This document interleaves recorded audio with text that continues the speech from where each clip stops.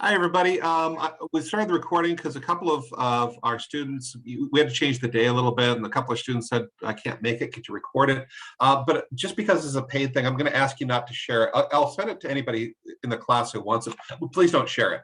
And so we've got Stephanie today, which one of my favorite people ever. So Stephanie, take it away. Thank you, John. You're one of my favorite people ever, too. And I'm so happy to see all of you folks. You may hear some shuffling in the background, and that's because that's my husband packing the car. I am broadcasting to you from Chocolate, the land of abundance, also known as Whidbey Island, which is Washington State, and we're getting ready to drive to the California Imagists. And if the Omicron gods smile upon us from a distance, well, we may actually get to see some of you folks, which would be awesome, awesome, awesome. I'll reach out once we get there. But anyway, if you hear swearing and shuffling in the background, use it, for whatever you're working on. But that's my husband. Okie dokie. So what I thought we'd do today, since this is such a fun, this is such an odd season where we're thinking about getting together, we're thinking about not getting together, we're thinking about travel, we're thinking about not traveling, restaurant, not restaurant, how cold will it be as I carve the Christmas turkey in the backyard? Who knows? So I just want to give us all a permission slip as writers. This is a weird time, so I'd like to invite you to write yourself a permission slip. And I'm as a writer, and I'm going to try to share my screen and show you a couple of forms of permission slips. Let's see if I can find one. There's a permission slip. There are a whole bunch of permission slips. Can you see these okay? Yeah? Yeah. So you can draw one if you want on a piece of paper, or you can just type one to yourself. You can write to a parent or guardian or a teacher, or you can write to yourself. You can talk about yourself in the third person. Please allow John to think about this, write about this. And I'm going to give you all about 10 minutes to do this. So just have fun with this. We all need, I think, special permission during this weird time of year. So take some time and write yourself a permission slip.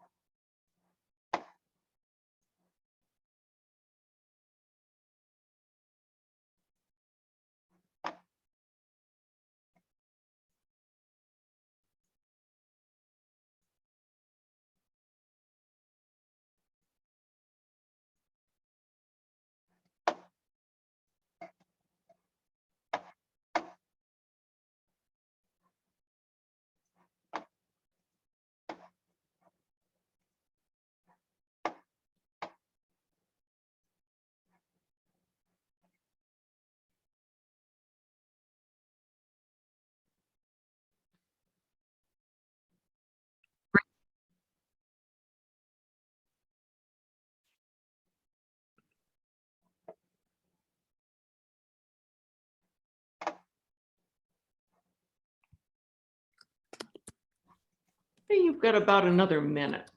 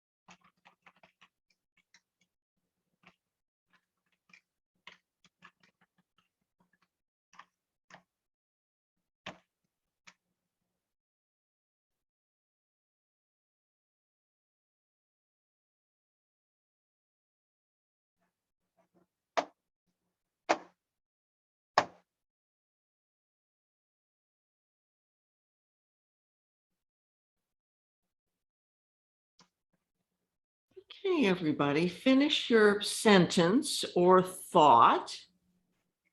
Yeah, I want to acknowledge that this is a writing exercise that I actually learned from my wonderful friend and actually sometime co-teacher, Deborah Needleman, who does this as a kind of opening exercise. And I just think it's I just love it. I think it's such a fun thing. So I don't know what you all did. I ended up drawing, just kind of doing mine in this box because it just felt like a fun thing to do to me. And then I kind of free wrote. But could we hear a couple of these? Would somebody like to read theirs?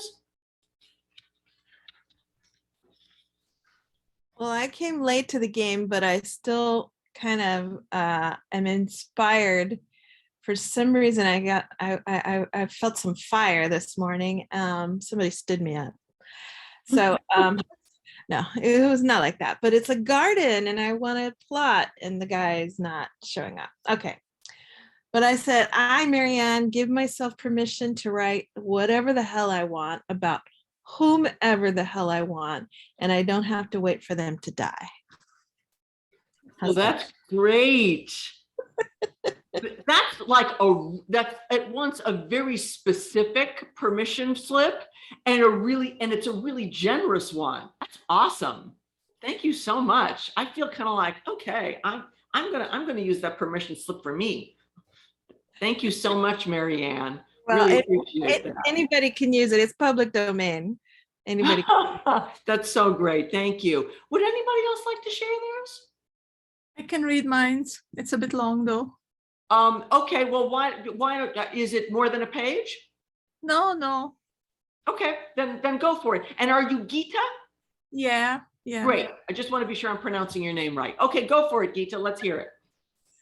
I give myself permission to write whatever my body wants to get out in the open. I move away from the gateway and allow myself to walk towards the woods. It may be dark there, it may be cold. There might be wild animals, suspicious of outside. I have to go in inch by inch on my knees. Or if I have to grow legs and crawl like a millipede. Failing that, I have to move like an earthworm, close to the ground, projecting one segment of myself after the other.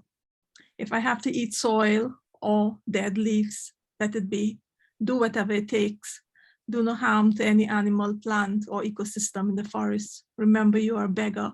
You come with nothing, so act like one. You have to work up your way. Think of Dante's circles, sort of. You're in the bottom circle and you have to work your way towards the light through the darkness, through the, I don't know what word is this, and mold. Turn each thing into an opportunity for beauty and truth. Even slime molds can create maps of beauty in their foraging for food. You have permission to stitch this with your fallen hair, or if you must, etch it across your forehead. You can collect berries and make etching solutions, red berries, black. I read of an artist who used an earthworm compost to make art, so no excuses. That's it. Thanks. Oh my gosh, Geeta, this is why it's so good. Oh my goodness. It's why I love to do writing exercises. And because sometimes, and some of you maybe did this and went, oh, whatever. And that's kind of how it is with writing exercises. You never know, but you got a piece out of yours. It's totally a piece. Absolutely.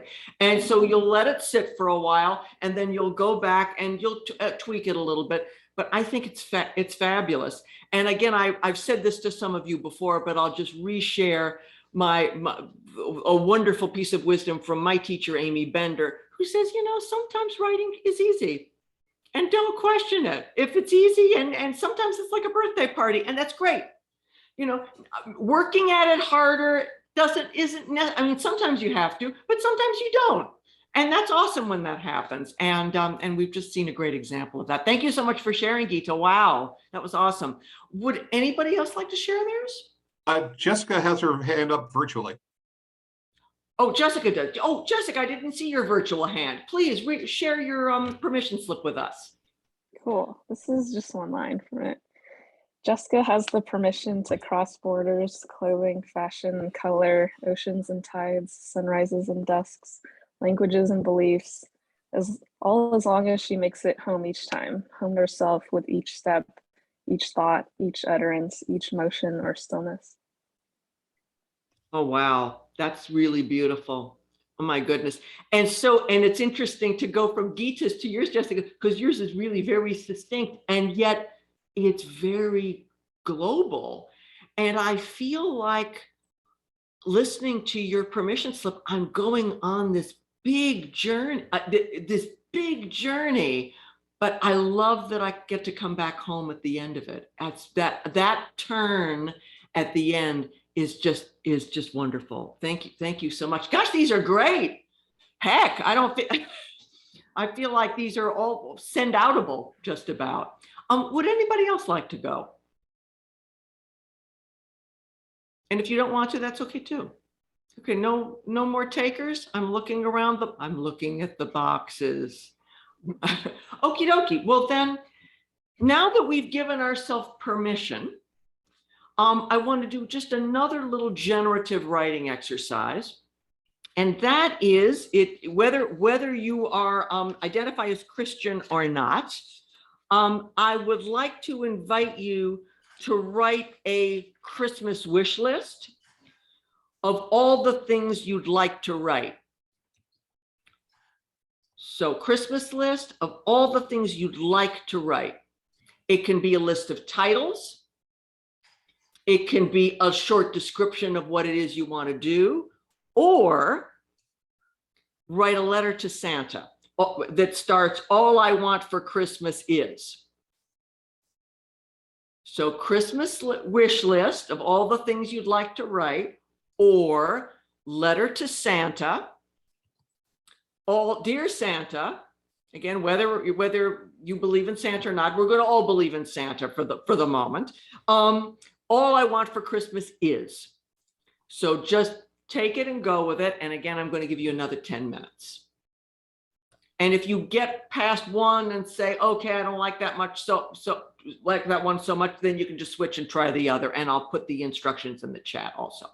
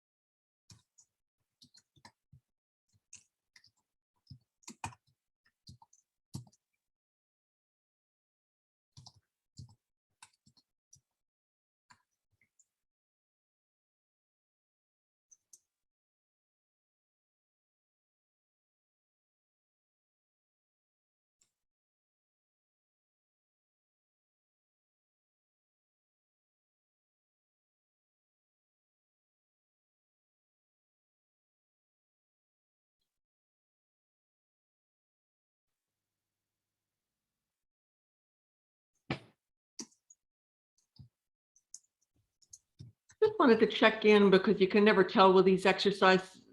Sometimes people need more time and sometimes people need left. I'm getting the feeling that people are kind of nearing doneness with this. Is that right? Lavina says yes, Connie says yes, Rooney says yes.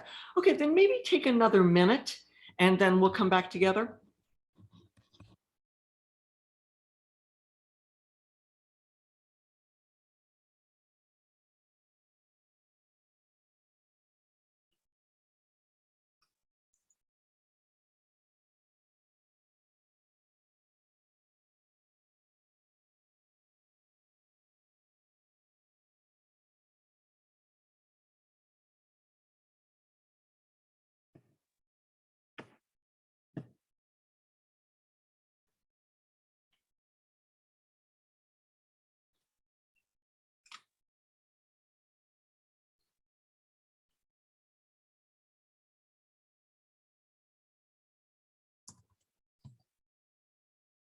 Okay, great. So finish your thought. And again, this is another one of these exercises that either goes, there's either a lot or a little, and it is what it is. But it's kind of interesting to go from the permission slip to, okay, now that I've given myself permission, what would I like to write? So I'd love to hear one item or one sentence from folks. And of course, everyone, as you, I think you know, it's always fine to pass. It's always fine to say, no, I don't feel like doing that. But yeah, John. You know, I've been thinking about a memoir, and you gave me the title for it. It's called A Memoir of Impermanence. Nice. Yeah. Oh God, I love that title. Yeah, I think, you know, I think I give off a flavor of being very stable, and in fact, I'm a very flighty person, and so this fits me very well. Oh, I love it. I want you to write that. Yay. Awesome. I'm looking, I'm kind of going down the boxes, and Aruni is right next to me. So Aruni, you got an item or a sentence to share with us? Sure. This is from a Dear Santa letter. Oh, goody. It occurs to me that perhaps you are the wrong person to ask for peacefulness in writing, since this is a request that will not fit down a chimney, nor can it be tucked into a stocking. Oh, it's great. That's awesome. I love Dear Santa. Dear Santa, you're probably not the right person to write to. That's just such a great, oh, wonderful. And yeah, it can't fit down a chimney. That's a wonderful one. Thank you. Connie, how about you with your lovely cat? Oh, you're muted.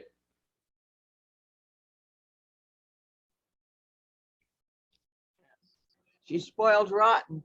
She is. She's pretty gorgeous though. So what can you do? Yes, what can you do? I wrote, Dear Santa, all I want for Christmas is more time to write and more time to take photographs. Nice. That's great. More time. All I want is more and more. That's a great structural formulation. And the rhythm of it is really nice. All I want is more time to write, more time to take photographs. Really great syncopation there. Thank you very much, Connie. Lavina, how about you? What do you got? Oh, I'm too many things. Here's one, but it's pie in the sky. Dear Santa, I would like to realize in some submittable form the 4 boxes of scenes I drafted for a novel so that I can feel okay afterwards about shredding and tossing those reams of paper. That's a big one, but I don't know if it's a good wish. But you know, we have permission to ask for anything. Yeah, right? Because you wrote the permission slip, so you get to ask for something big. Oh, that's a great one. I love that. I can see those boxes as a person who has boxes and boxes of paper. I can see those boxes. And, you know, there is something to be said for speaking the wish, speaking the desire. Mm-hmm. It has a kind of it's clarifying, you know, it's a good thing to do. Thank you so much, Lavina. That's great. Marianne, you're next in my box list. All right. My first sentence is, Santa, all I want is that I put the work in every day to get to where I want my work to be. Beautiful. I love that. That's another great mantra. Some of these I almost feel could go on a piece of paper that you could, and that you could hang up someplace or tape to the wall. I do that sometimes. I have these little mantras that I put up, and they kind of help me kind of get in the zone to write. So that some of these feel like they could totally do that. Thank you so much, Marianne. Geeta, have you got something for us? Yeah, so I'll just tell you my last line. Okay. I want to go to my destination of writing and stop there a while. I'm sorry, you broke up just a tiny bit on my end. Could you repeat that? I want to go to my destination of writing and stop there a while. So Beautiful. I want to write, yeah. Beautiful. And stop there a while. Yeah. So you're continuing. This is great. You've got a whole theme of travel and rest and going home going on today. And I love that. I want to get there and then I want to go, I'm here. It's awesome. Thank you so much. Chella, how about you? You got something for us? Yeah, I made a list, and largely what I have is I want to finish and hone my novel that I'm working on. Oh man. That's a good thing. That's a big thing, yeah. Yeah, but again, you got the permission slip. That's right.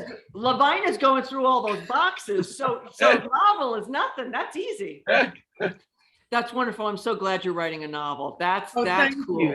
It feels wonderful, actually. I love my characters. Oh, that's great. It's all about that. Unless it isn't. Writing fiction can, sometimes you love the characters and sometimes you hate them. It's, but it's very fun to love them.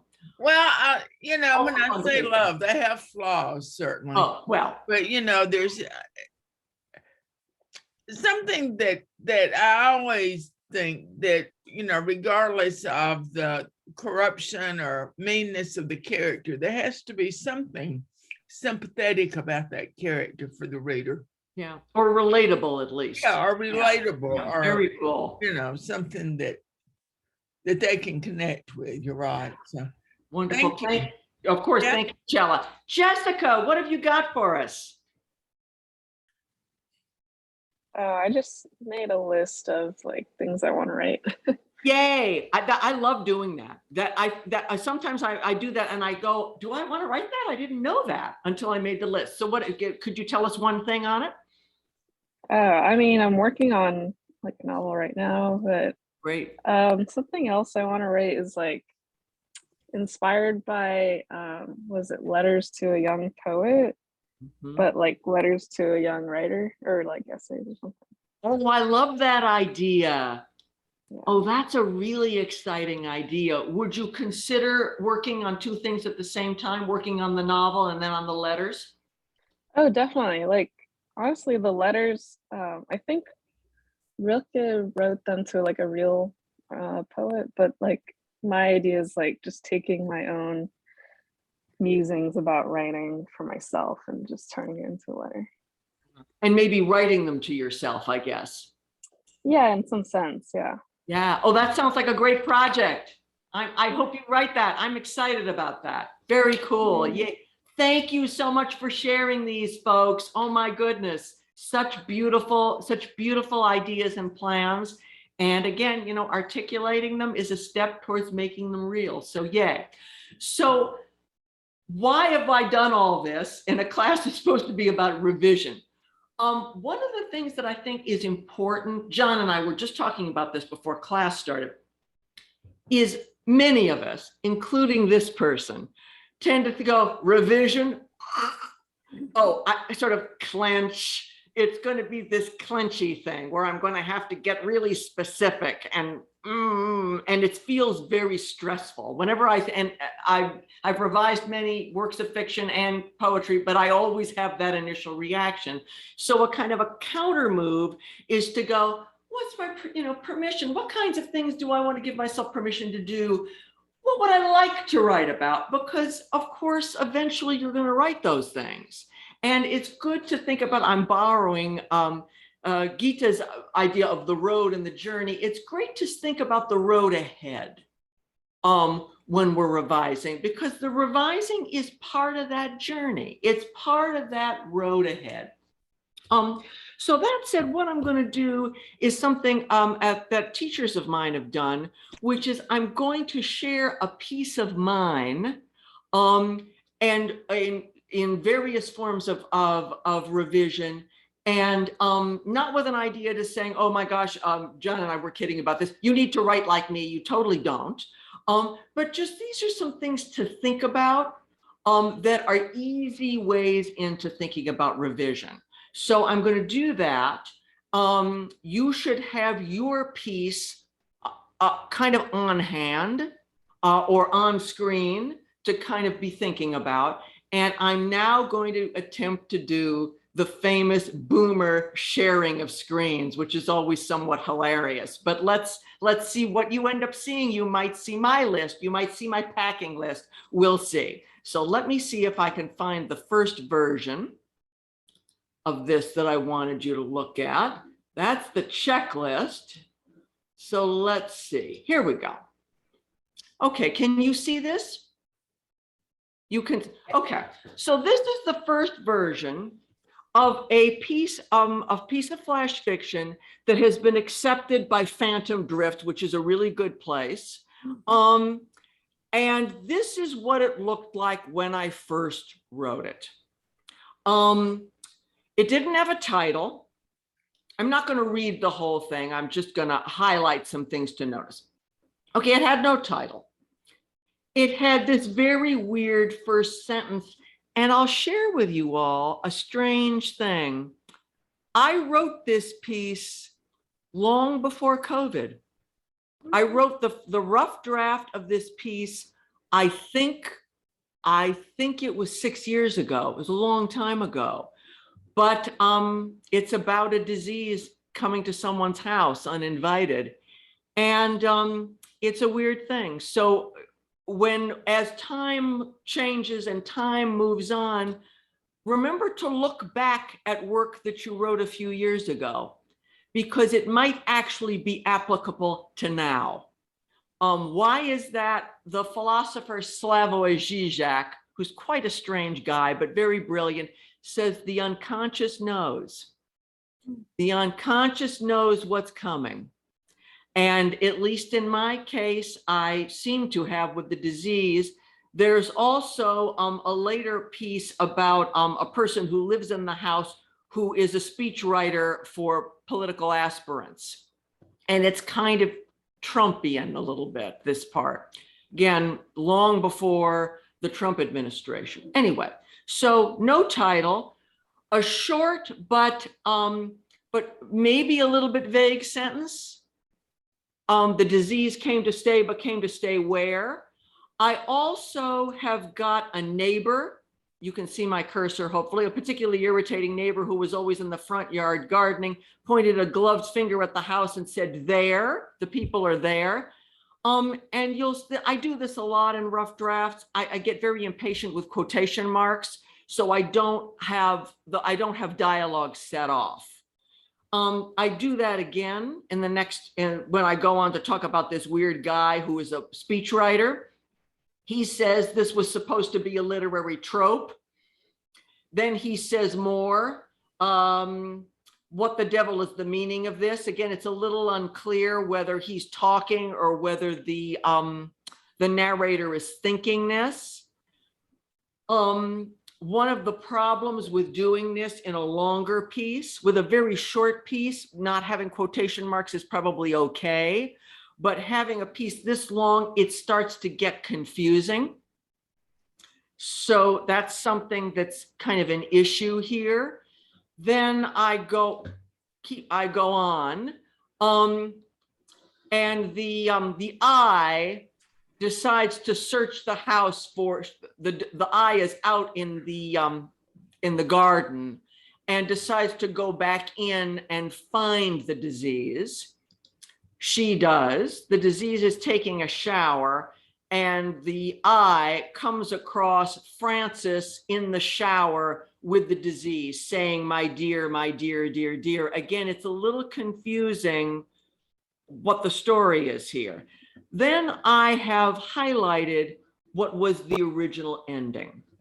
So the eye says it wasn't exactly sexual, but it was disturbing to see Francis and the disease in the shower together.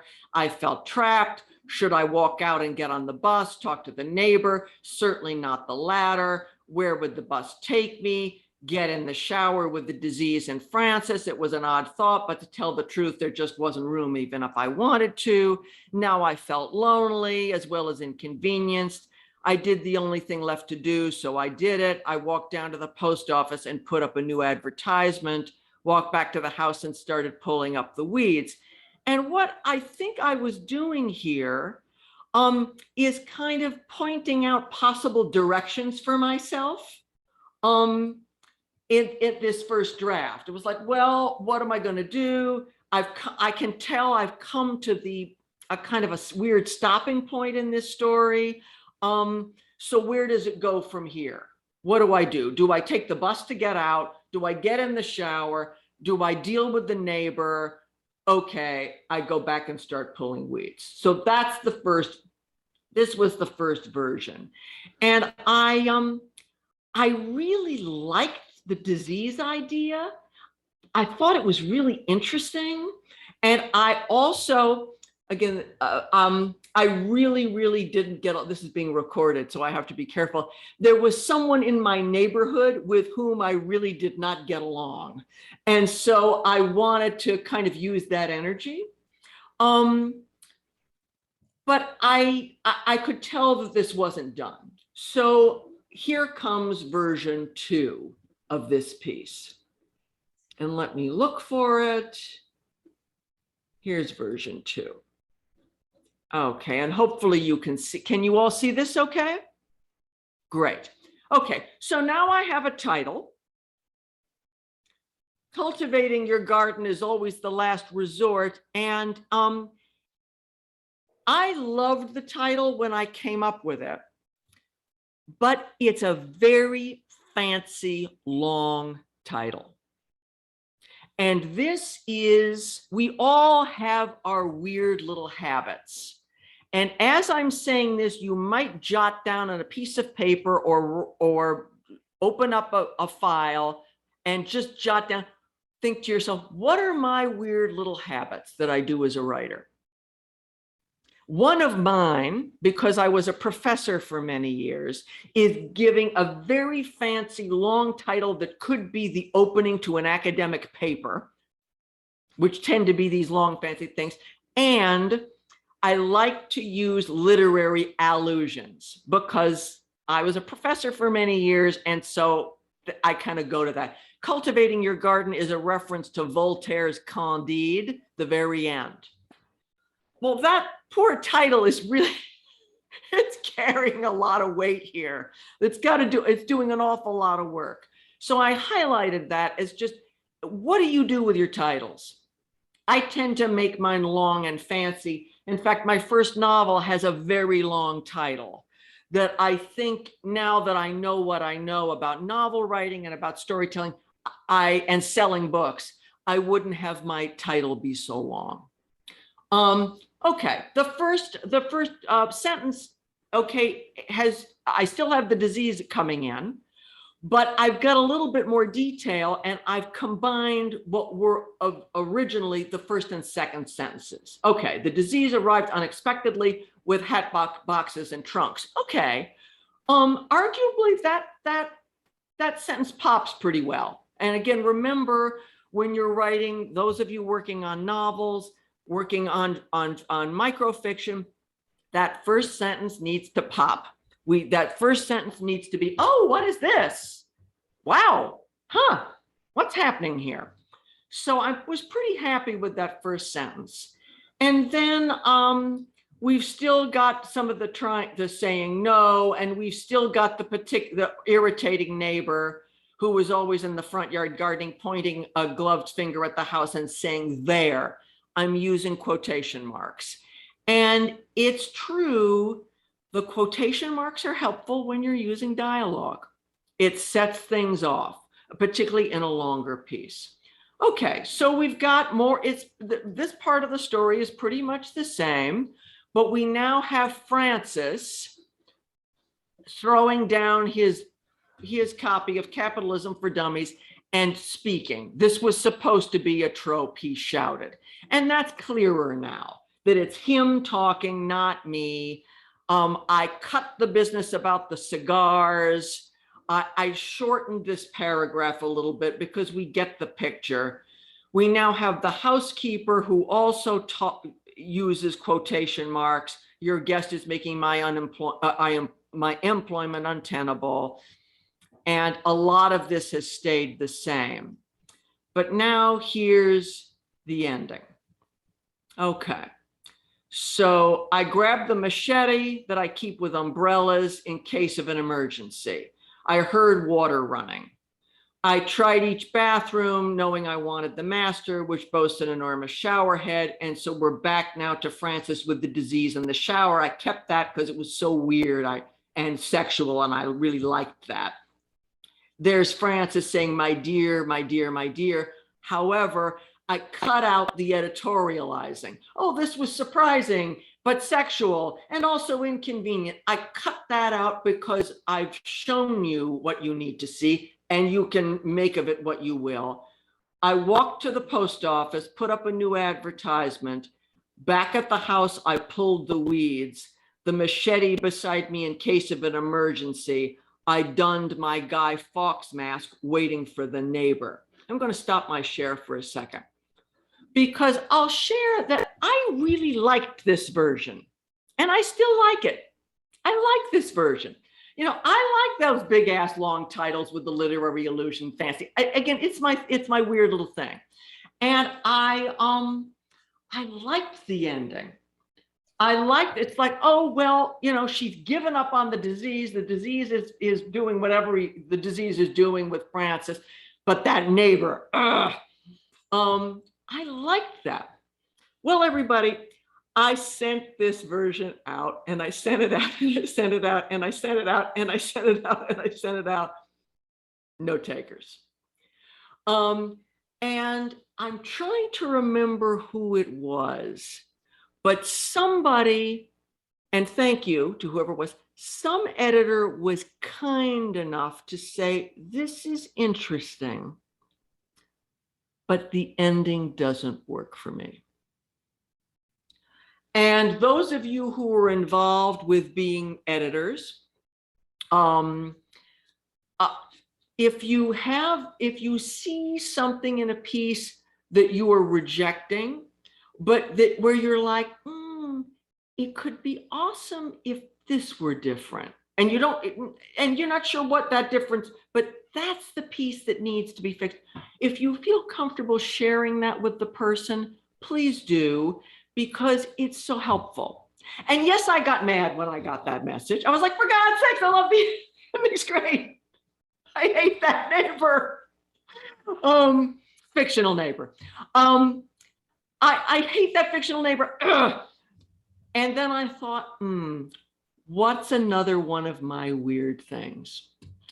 And one of my weird things is to have very dark endings. It's just, again, back to John says, everyone thinks of me as so grounded, but I'm not. And people think of me as so positive and affirming, but I'm not as a writer. I tend to go to very dark places. And I thought, the problem with this story is it's really a dark ending. And what about the disease? What about the disease still in the house? So I don't want to make it too easy, which again is another issue. Fix it too fast. It's like, oh, and then they all became friends and lived happily ever after. It's like, no, I didn't want to do that. But I thought I need to do something with the ending. So I'm going to show you the revised piece if I can find it. Okay, so that is version 2 still. And here's the final version. Okay, so I completely changed the title. However, there is a literary illusion but it's a much simpler one. It's a allusion to a short story by Albert Camus, and I'm a huge Camus fan. And something that I am learning that I'm going to share with you is, I think particularly for fiction, you want a title that's a portal. It's a gateway. It isn't going to explain everything. It's not going to give an intense philosophical aphoristic piece of wisdom.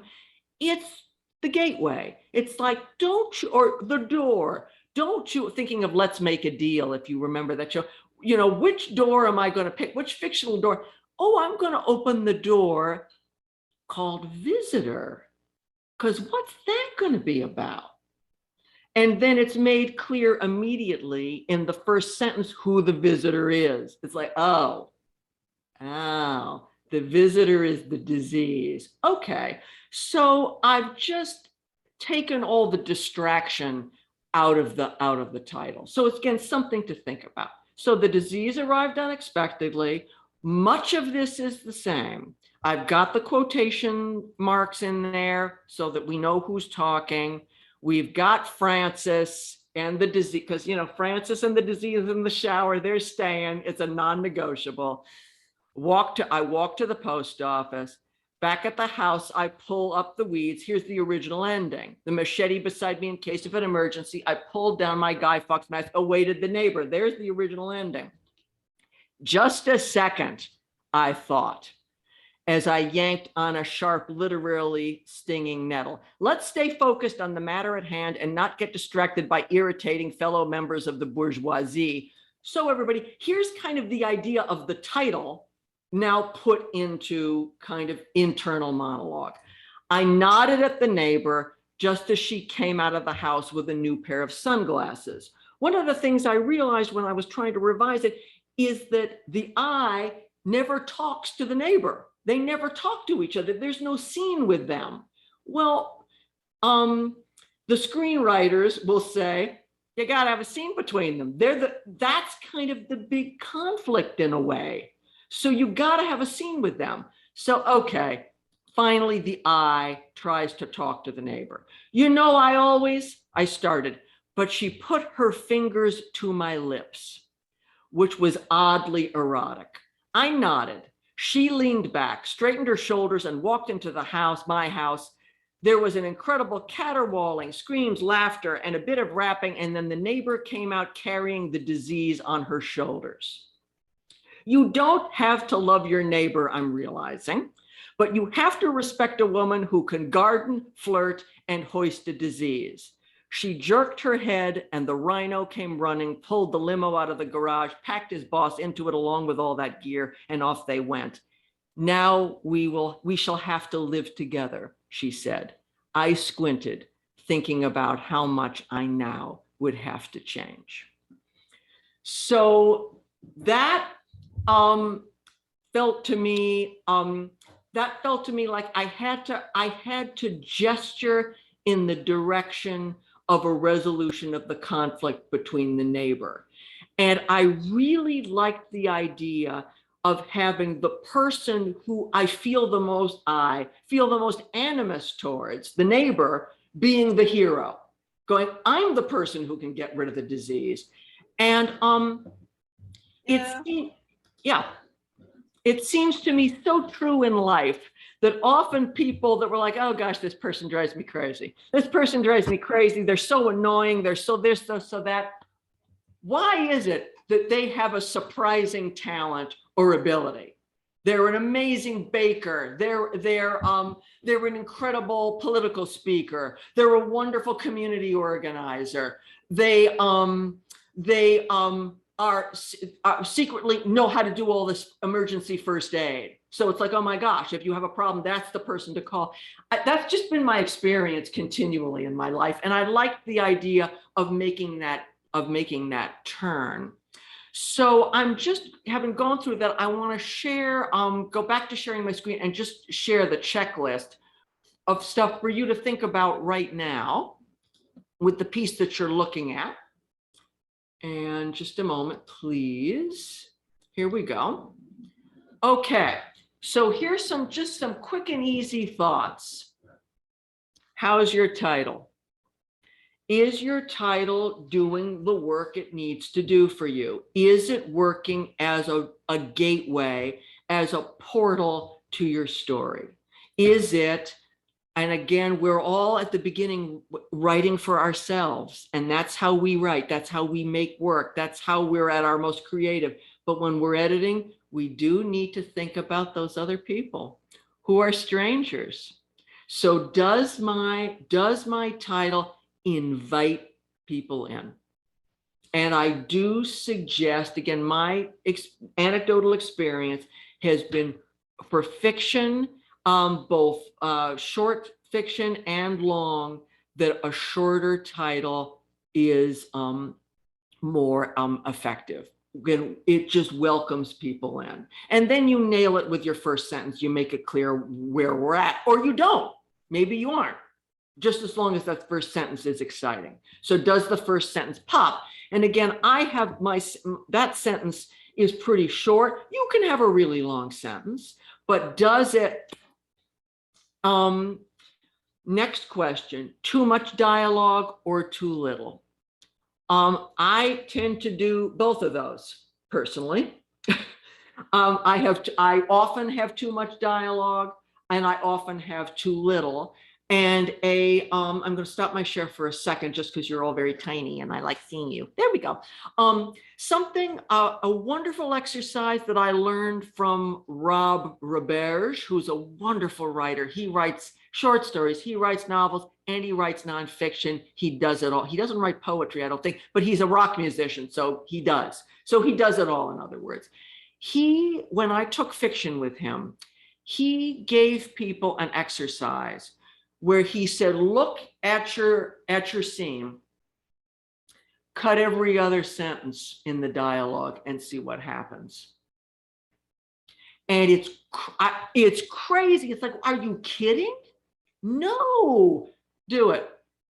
Because you'll see immediately when you do that, what sentences you must keep and what sentences can go. Remember, and again, I had to learn this. Remember, we think, oh, dialogue is fast. And in a movie, Rooney, I'm thinking about your screenplay spouse. In a film, yeah. But on the page, it's slower. It's slower to read dialogue than to read a description, unless it's Proust. But it's so you're withholding and slowing down when you've got a page of dialogue. So you probably in most cases want, and remember, a dialogue in fiction isn't real. It just has to be realistic. So it isn't how people really talk. Well, gee, I don't know, maybe. What do you think? Well, gosh. Well, honey, I really think we need to bring the coffee maker on our trip. Well, gosh, okay. That's not how you want it to look on the page. Although you're maybe writing about a conversation like that, it's going to be much more telegraphed. Which is why in the story I just showed you, the conversation between the neighbor and the I is tiny. The I starts to say something, the neighbor goes, then says something at the end, and the narrator is silent, going, what am I gonna do? I'm not, I'll have to change because I'll have to learn how to get along with people. How am I going to do that? But anyway, so the dialogue there is very, very clipped. So that's really something that I encourage you to think about, particularly my novel writers here. So I'm going to go back and just go back to that same thing.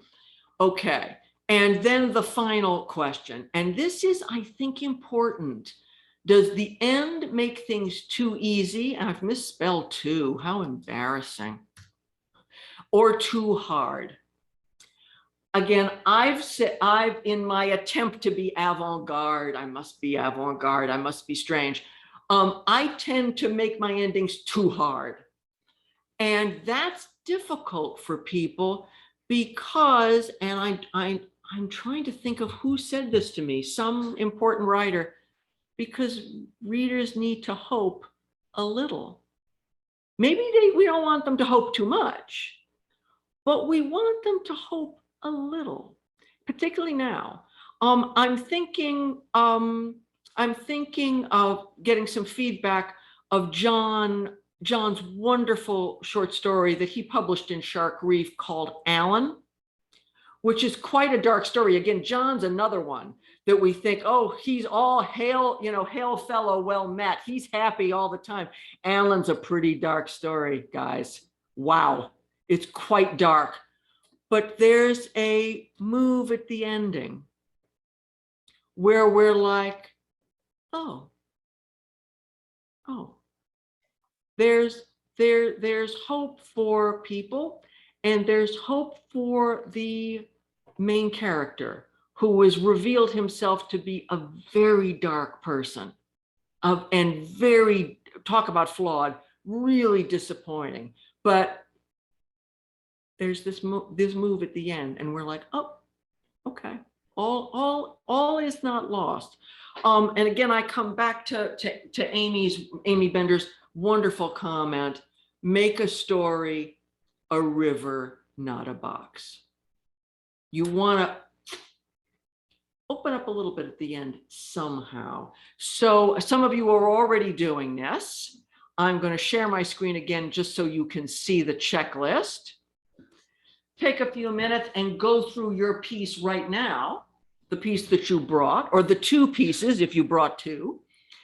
And can you make a quick fix to any of these items? And I'm just going to give people a few minutes, maybe 5, to kind of look at their piece and think about that a little bit.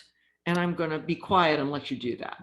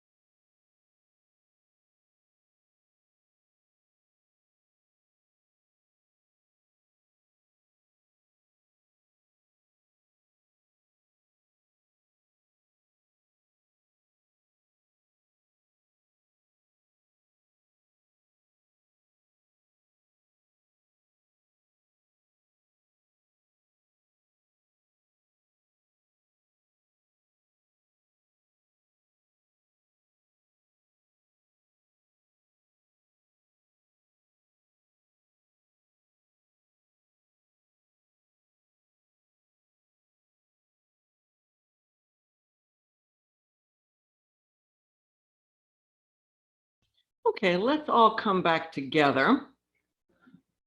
And before we leave each other today, someone will remind me, maybe John will, to send that little revision checklist, just post it in the chat so you can walk away with that.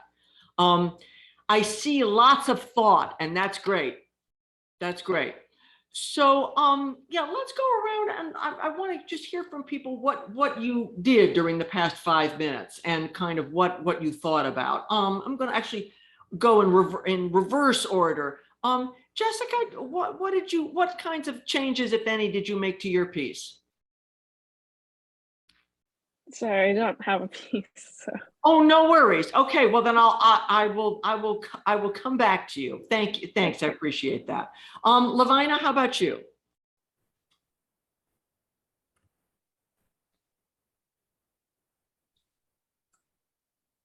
I didn't realize I was still dark and mute. So Oh, no worries.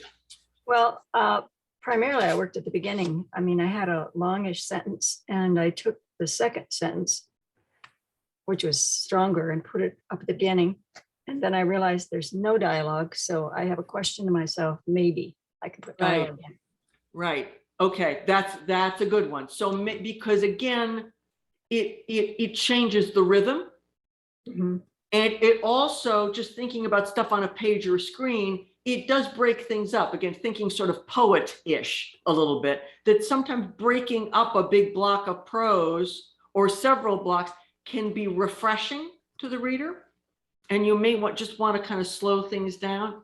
Great. So what's your new first sentence? Well, it was a creek ran under the road through a stone bridge not far from our house when I was young, which is long and not interesting. So I took the sentence, how the minnows got into the creek was a mystery. Oh, that's great. Oh gosh, that's great. Yeah, I'm curious about that. How did they? What's going on? Oh, I think that's a great change. Again, it's funny how this is. Sometimes it can be. Again, we think of revision as, Proust with his, 8-volume novel, but sometimes it's just, oh, this should go here.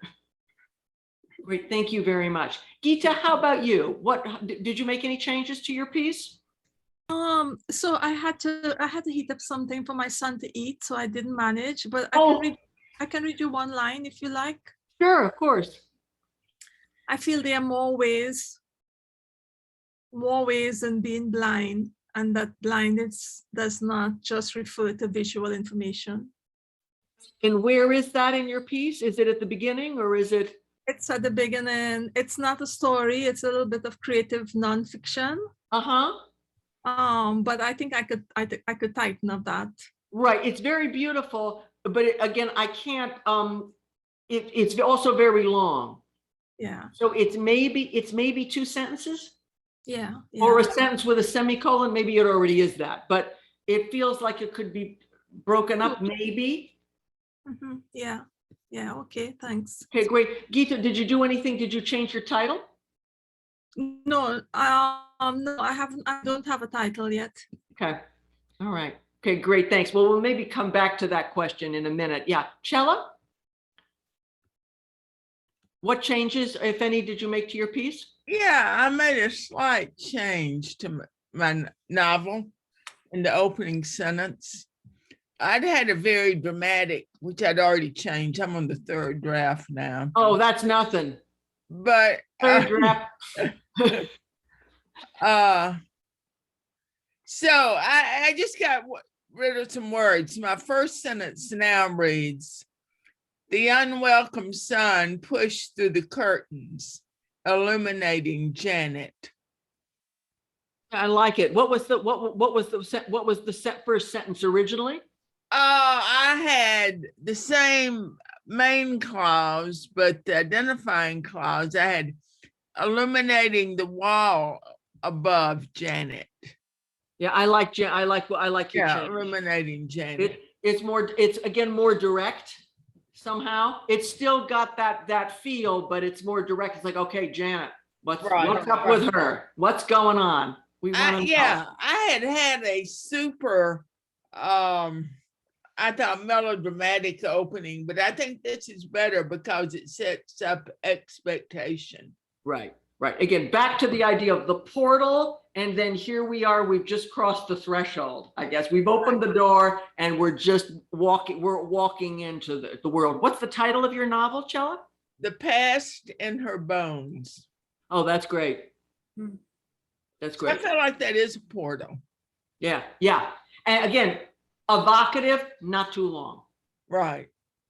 Right. Great. Thank you. That's awesome. Yeah. We've got two Mary Anns here. Mary Ann Perez, what did you come up with in terms of changes to your piece?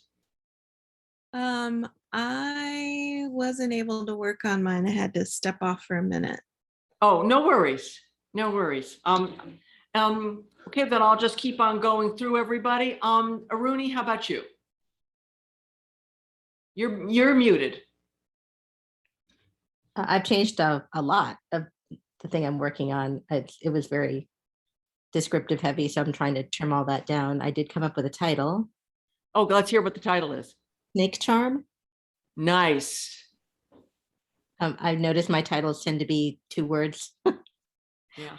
It's 2 words and then a subtitle. But right now I just have a 2-word title. Yeah, and what else did you, so you cut back a lot of the description. Could we hear maybe how one sentence got changed around? Or a couple? Yeah. Let's see. The batik tapestries on the walls of the dining room are all scenes of lovers, the sequins lurid, the figures intertwined vines. In the murky light of Ashoka, cuisine of India, she could almost see the glint of nictitating membranes covering his eyes. Nice. I'm having trouble with the end because I like to end, because poems, I like to end on an image, Right. but the image is dark. Yeah, so what happened, how was the ending reading? Maybe share that with us. The air smells strongly of cumin, and she knows she will return home with this perfuming her hair and clothes. Will have to shower to scrub the night from her skin. The gold bangles wind around her wrists like slim cobras. Maybe it's because I just thought about I've got showers on the brain, obviously. I really like the shower sentence. Is that the end, maybe? Maybe. I want to. We'll have to. It's the future, right? Yeah. So I want to keep the cobra part, but I don't know where to put it. yeah, maybe it goes earlier. Okay. Something else that I've mentioned in the little checklist, as you were all right, is that maybe it ends earlier. Maybe it ends earlier than you think it does. Again, we're all different. Some of us tend to write past the ending. Some of us stop before the ending, like I did with my story. I was like, no, wait a second. It's not over. You have to deal with the disease in the neighbor. But I love that image of the shower, and I also love the futurity. Okay. That future tense. Anyway, just something to think about. Yay. Beautiful, beautiful writing, always.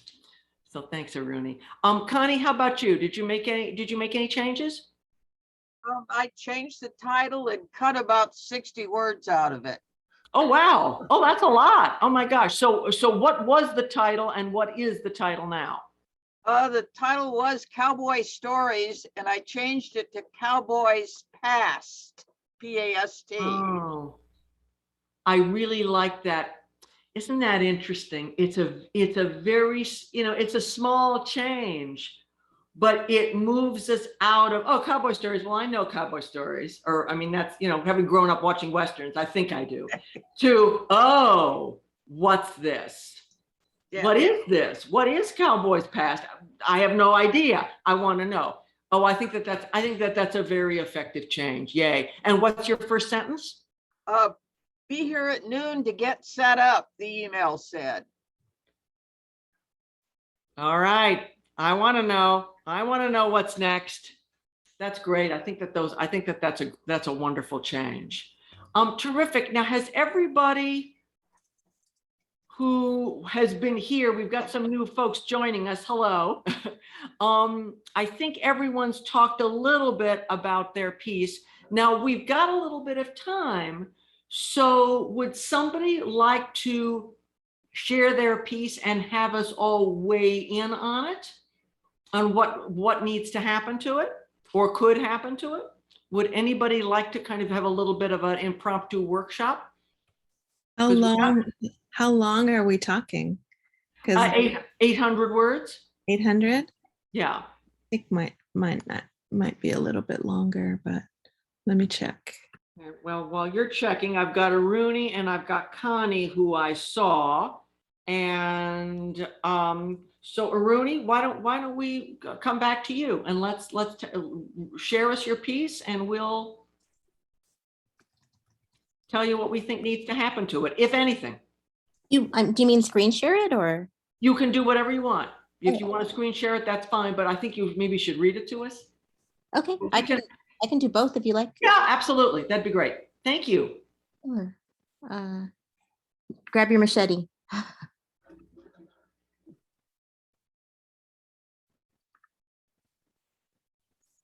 Okay, is this big enough?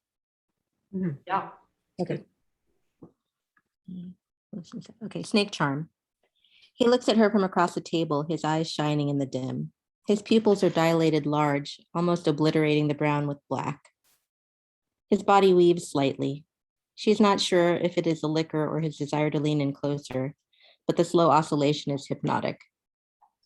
They've known each other a scant year, typically meeting in large groups at dance events. This is the first time they are out alone. She twists the wedding ring on her finger, fidgets with the edges of the napkin in her lap. The rose in the cheap glass vase at the center of the table wilts over a basket of garlic naan. The food in the metal thali in front of her is hardly touched, though he is swallowing down saag paneer at an almost alarming pace, never breaking eye contact. The tip of his tongue licks tikka masala gravy from the corners of his mouth. She tries to ignore the smudges on the dirty tablecloth, a linen desert spread between them. When he blinks, his eyelids lower and raise slowly. The petite tapestries on the walls of the dining room are all scenes of lovers, the sequins lurid, the figures intertwined vines. In the murky light of Ashoka, cuisine of India, she can almost see the glint of nictitating membranes covering his eyes. The air smells strongly of cumin, and she knows that she will return home with this perfuming her hair and clothes. We'll have to shower to scrub the night from her skin. And then I don't know what to do with this last little chunk. Yeah. Very cool. Before people share thoughts, Aruni, I'd like to know what you're wondering about with this piece. What are your questions about it? Okay, so the prompt was write a flash piece where somebody has the qualities of an animal. Uh-huh. So this is taken from real life, and I just remember this night as this person just seemed very snake-like. And I think my response to his body language is I felt like a little bird facing off with a snake. Okay, so what are your questions for us? I just want it tighter. I would love, I don't remember how many, it's about 170 words, and I'd love to get it down to like 150. Right. Like I want it to be very compact. Okay. I have a kind of a stupid question, so I'm just going to go ahead and ask you. Do these two people get together or not? They're just, or does she go home by herself and shower off the No, cumin? they don't get together. They do not. Yeah, no. I love what you just said about about being the bird and the snake.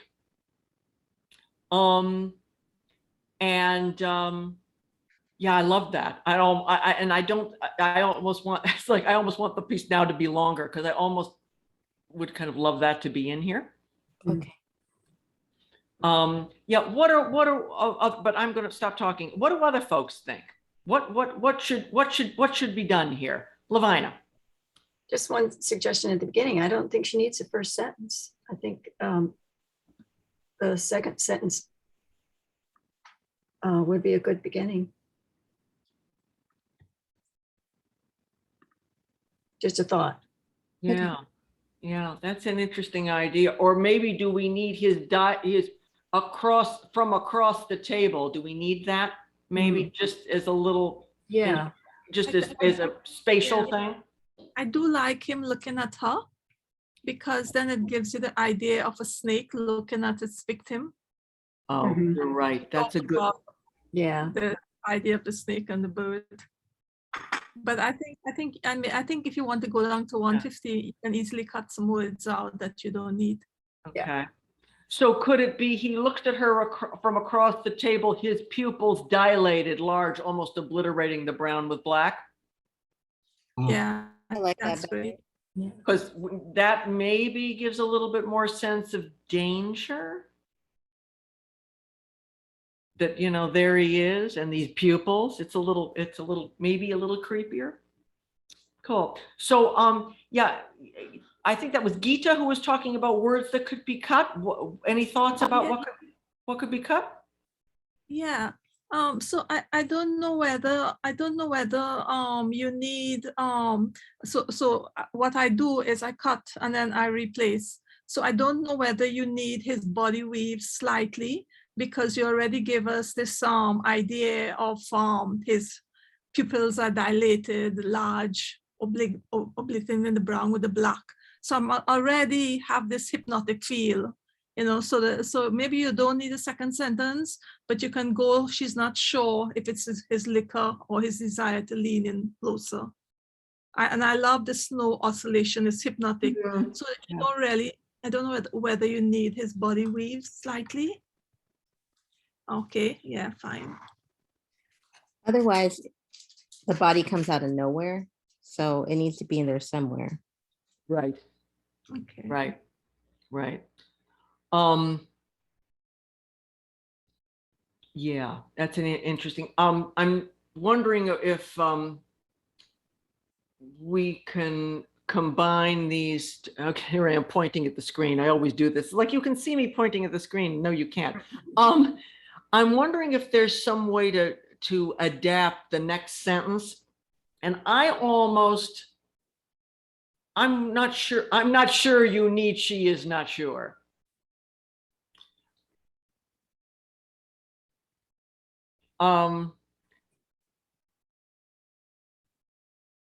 But there's a way, I think, to maybe redo that sentence so that you get rid of the she is not sure, which is again sort of editorializing. And this is such a kind of intense scene that I think we want to stay in as close to it as possible. And I think you want that also. Could you turn it into a question? Oh, Is it the liquor or his desire to lean in closer? that's Question mark. That's a good one, Chella. And again, remember, you know, you can change Aruna, you can change your mind about this. You can play around with it and change your mind. That's a fun idea, is to change it because the question shows the uncertainty. Right. Rather than saying she is uncertain. Like this.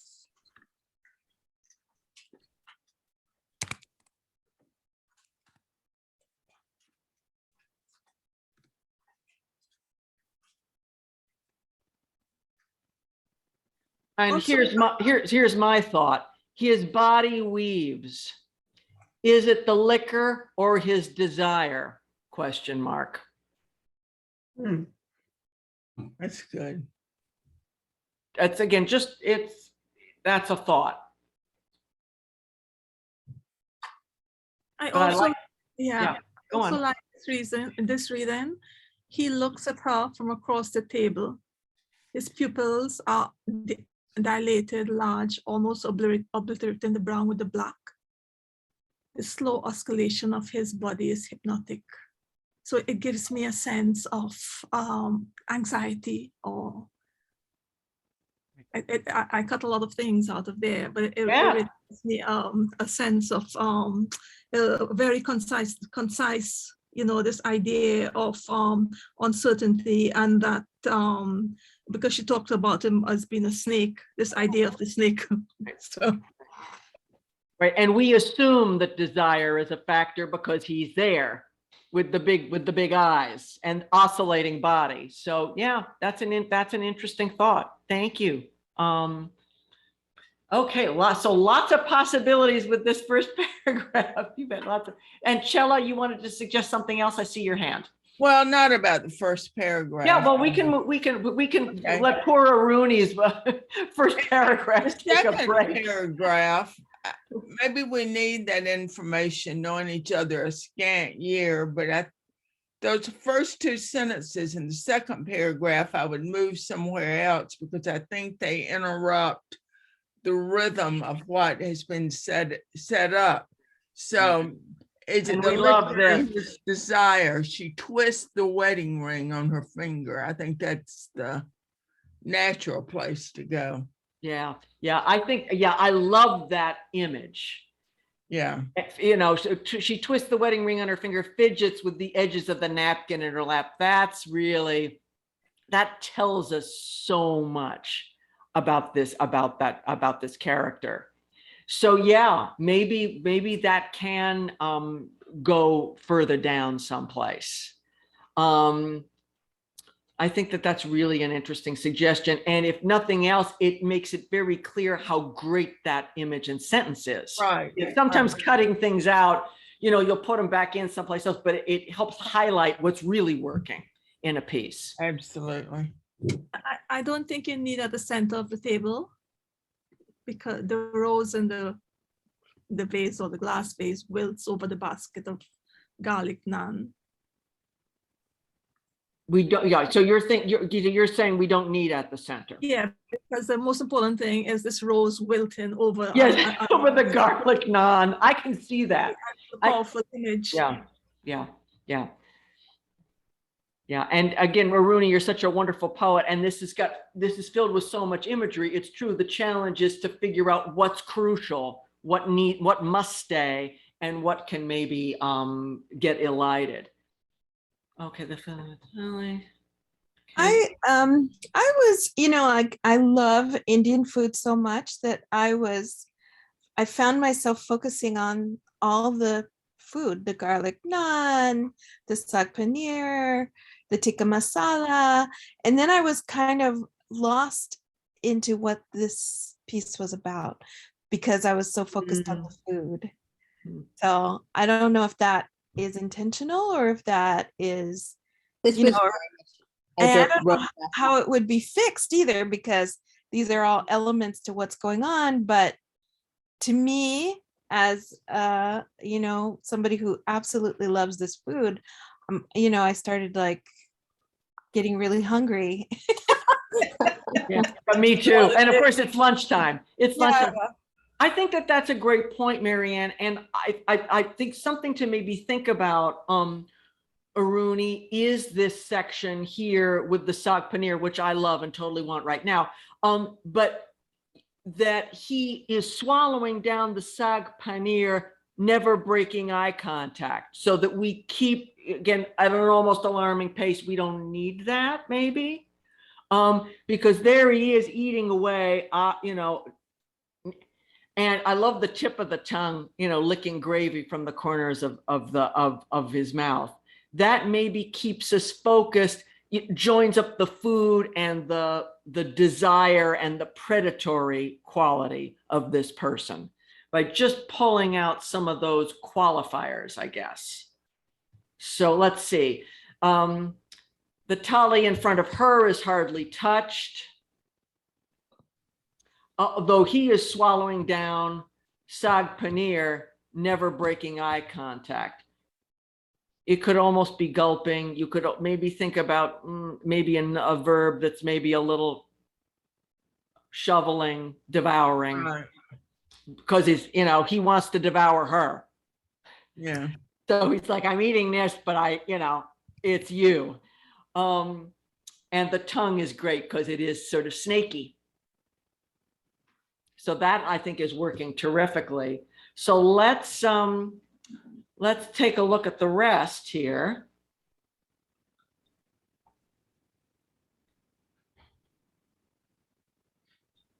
And I'm sort of riffing off of what Gita and Chella have been saying. I wonder if Nietzsche tries to ignore. I don't know. How important, when he blinks, his eyelids lower and raise slowly, so that we stay focused on him. Right. I think that's important. Maybe you can give her a movement about the smudges to show her anxiety or something, if you want to keep the smudges on the tablecloth. Right. That's a great point. You could pleat the cloth or I don't know. Yeah. Because there's been so much about, she's twisted her ring, Right. but we have lost track of her just a little bit, which is fine because we're focused on him. But maybe, I think, Gita, you're right. Maybe it would be great to come back to her. Does she, have her elbows on the dirty tablecloth, or does she pull back from this? Maybe, from this individual going, Well, maybe, go ahead. I'm sorry, did I interrupt someone? No, it's okay, go ahead. Well, maybe Gita was saying this, but instead of trying to ignore the smudges, she's using the smudges as a distraction rather than trying to ignore, because she's focused and very aware of this guy's trying to come up onto her. So I don't think she'd be noticing smudges on a tablecloth unless they become a distraction for her. Yeah, I see where you're going, Aruni. I think that's great. That she's going to try to wipe the smudges away. Right. She's going to do something in response. And I think that's a great choice, because it's like, this is getting dirty. This whole interaction is getting dirty. I want to clean it. I want to clean it up. Kind of objective correlative. Yeah. Oh, I think that's great. I think that's a great change, and it makes her more active. And this might be the time for the cobra bracelets while she's doing the movement. Right. The bracelets. Cobra, yeah. There we go. Yeah, excellent suggestion, Edna. Yeah, very nice. And we've taken a little break from him too. So that's great, because it's him.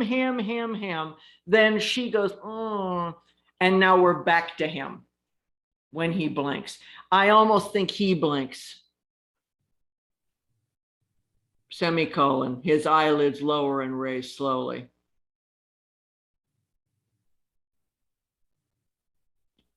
And then what we want to do about the batik tapestries, they're pretty gorgeous. So, this is picky and petty. Right. But I think I would use a dash instead of a semicolon. Sure. There, because you want the real focus on that movement. Yeah, I think that looks good. Yeah, I think that looks good. You want a M dash instead of a hyphen sort of looking thing. I think that is an M dash. I did too, and it lengthened it. Yeah. Now I have a different kind of picky question, which is, who is looking at these tapestries? She is? I guess she is. I almost want the tapestries looking at them. And maybe the word maybe you can use depict, and it's a more kind of active word. The batik tapestries on the walls of the design depict scenes of lovers. Yeah, I was thinking that too, Gita. Yeah.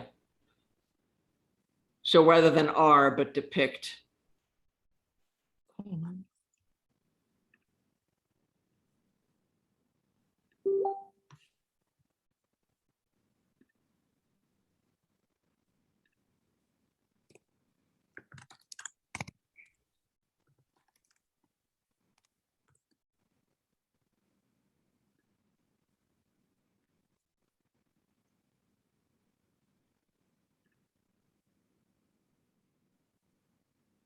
Yeah, you maybe, again, I'm just asking questions here. You maybe need the figures intertwined vines instead of the sequins lurid. Yeah, the sequence lurid is a little too editorial, I think.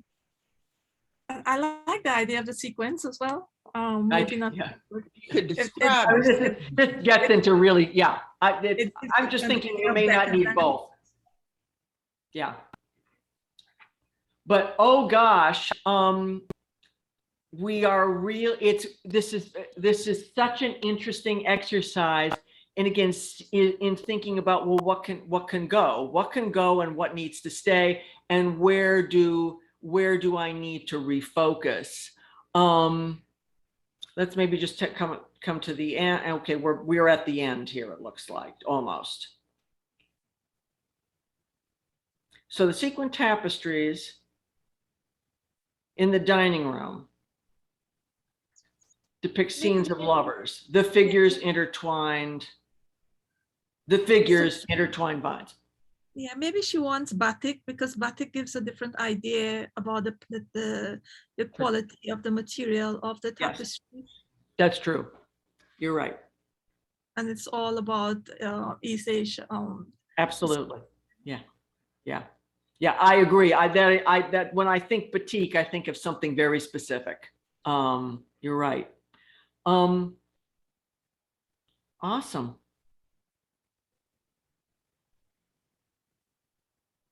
And I like the glint of nictitating membranes covering his eyes. It really gives you the idea. It's beautiful and really creepy at the same time. It's like, ooh, gorgeous, but ew, yikes. And there's cumin, which is a wonderful smell.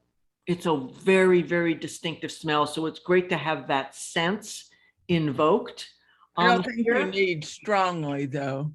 You It was just originally too air strong. smells. Yeah, it smells of cumin. But there's, when you fry with cumin, it like becomes aerosolized and you can't That's get true. it That's out true. of your anything.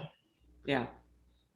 Well, again, you're the writer, you're the boss, so you could always say to these editorial people, no, I'm keeping strongly. You can do that. We've got a chat comment too. Oh, thank you, Connie. If you keep twisting the ring, I delete wedding. The word wedding introduces a husband to the piece, and he is not part of the action. That is a valid point. But it also suggests that she's married. Yeah. And maybe this allows another complex layer of complexity, because what is she doing with this guy if she is, or is he her husband, or is he someone else? Who is? Right. I personally like wedding ring, but what might work better is the ring on her left hand. Yeah. Which might be a little bit, anyway, it's just a thought. Folks, we are actually, believe it or not, running out of coming to the end. So if anybody who has a few final thoughts for Aruni, please share them. Yeah, well, can Aruni read them with the corrected bits and see, we see how that flows? I'm gonna Of course, say you I can. corrected so I much had I a- edited. Go for it. Great idea, Geeta. Sorry. May I add something before you read, Rooney? Yeah, go ahead. I Jen. was gonna, would you scroll down to the final paragraph? If it were my piece, probably, I would put a period after cumin or not. I think that's a minor thing. But with this perfuming her hair, I would say she will return home with cumined hair and clothes, and turn cumin into an adjective there, and turn home with cumined hair and clothes. But that is just my taste. I think that is stronger than perfuming, because cumin doesn't perfume. It's more like it's Yeah. something that you don't really want, and perfume is something that you like. It's pleasant, yeah. When you think of Yeah. perfuming, it's a word that suggests something more pleasant. Yeah. Okay, Rooney, were you going to read the changed piece Sure, so we can hear it? sure. Snake charm. He looks at her from across the table. His pupils dilated large, almost obliterating the brown with black. His body weaves. Is it liquor or his desire? The slow oscillation of his body is hypnotic. I don't like body and body.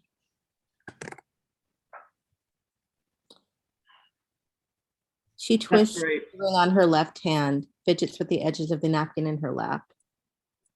The rose in the vase wilts over the basket of garlic naan. The food in front of her is, the thali in front of her is hardly touched, though he is devouring saag paneer, never breaking eye contact. The tip of his tongue licks gravy from the corners of his mouth. She dips her napkin in her water, scrubs at smudges on the tablecloth. The gold bangles wind around her wrists. Gold bangles wind around her wrists like slim cobras. He blinks, his eyelids lower and raise slowly. The sequined batiks in the dining room depict scenes of lovers, the figures intertwined. In the murky light of Ashoka, a cuisine of India, she can almost see the glint of nictitating membranes covering his eyes. The air smells of cumin. She knows that she will return home with this invading her hair and clothes. Will have to shower to scrub this night from her skin.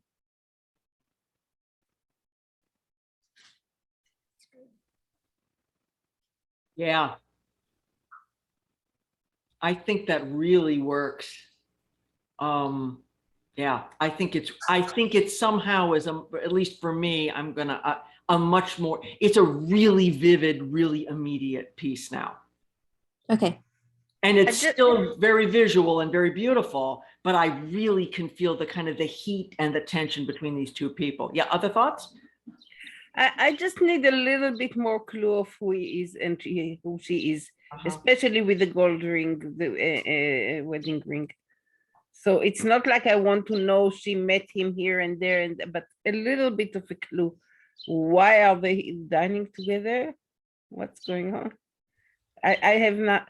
I feel that there is no not enough holding for me in this. Me, maybe Yeah. the others don't. Yeah, she did say at some point that it's the first time they have been alone and they were together at some gatherings. Yeah, but we cut it all. We cut all that sentence in I think we the. we're going to put it in later. Thank you very much. Thanks. I just want to be sure because we're about to we're going to need to stop in a second. So I wanted to be sure I could see all of you. Yeah, well, I think that's always the challenge with Flash and with sort of fiction that is kind of operating on the margins of prose poems, which is an area I really love to work in also, it isn't like I'm trying to think of, it's not like a sort of classical short story. Everything doesn't get explained. So the question is, and I think that you've raised an important point actually, is how many gaps, how much uncertainty can I as a reader tolerate?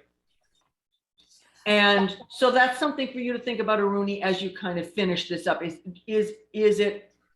Are there a couple more little tiny pieces of information that I can seed in here so that it's just, again, I don't as a reader need that, but some other readers will. And again, thinking back to sending work out and sending work to strangers, does the stranger reader, do they need to know it's a wedding ring? Do they need to know that they've met in groups previously? Maybe, or maybe not. I wanted to ask John a question. Would this qualify more as vignette? Because I don't need to tell a whole story about these people. I don't care enough about them to need to know much more about them. Yeah, this functions as a vignette. This very classic moment of let's meet, let's see who we are. Okay, So I don't feel the desire to add anything else because I'm not writing, a 6 to 12 page short story. Yeah, and it's flash nonfiction, isn't it? It's not fiction. Is that correct? It's fiction. It is Everything's fiction. fiction. Okay. Okay. I think everything is fiction. There's no Yeah. such thing as objective. Yeah, well, there's that. Yeah. Great. Well, then again, that's just something to think about kind of going forward. And that decision is going to be different with each piece.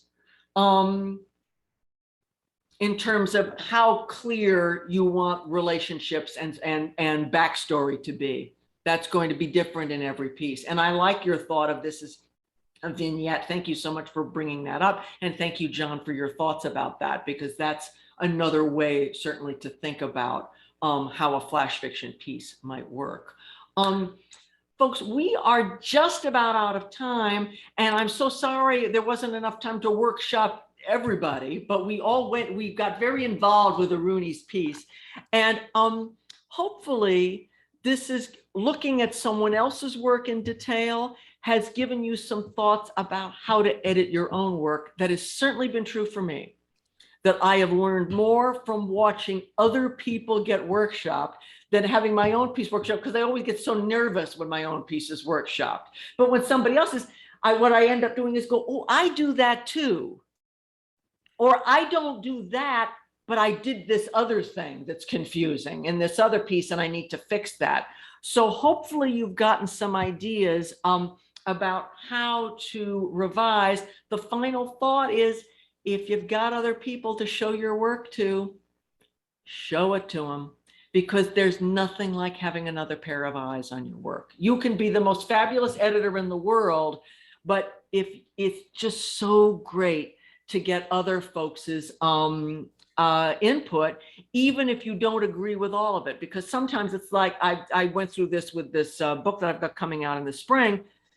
People made certain comments and I was like, I absolutely don't want to do that. I feel even more strongly about this choice. And then I was able to articulate why to the people. And that made me oddly more confident about my writing, if that makes sense. So those sorts of interactions are just so useful. So that completes my presentation. And I made you guys work really, really hard. And thank you very much. And thank you, John. John is teaching the next class in January, I believe. Is that correct? That's right, yeah. What are you going to be teaching on? I'm not sure. I want to get a bunch of stuff out, I think. I want to get so that we're all sending, we're all publishing, and we're all spreading our word, I think. So I'll find a way into that. Oh, great. That'll be awesome.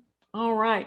Okay, you folks. Well, I'm going to grab my computer and I'm going to get on the car and drive to California. So thank you so much for being here. And thank you so much for sharing your work. And we'll see you next time. And some of you all actually see, which will be exciting. Be safe on the road, Stephanie. Thank you so much. Thanks, you guys. Bye.